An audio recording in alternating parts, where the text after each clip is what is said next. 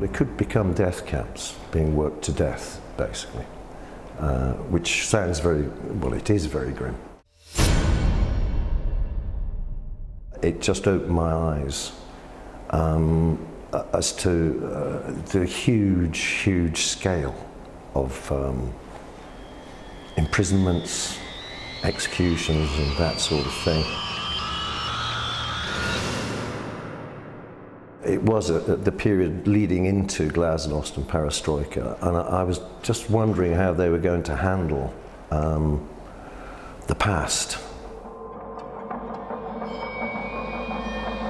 She has been established as a poet and writer about the gulags, and she's just won the Nobel Prize for Literature.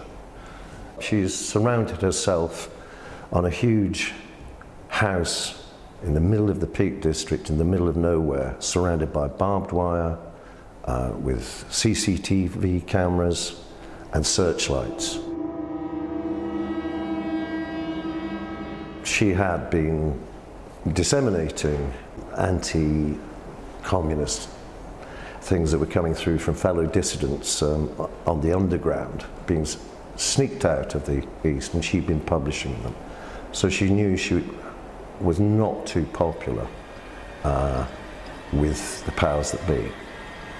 And in prison camps, enmities and whatever can also spring up. It was fantastic because at such an early stage, this was the first run without scripts, and it was like it being completely brought to life before my eyes.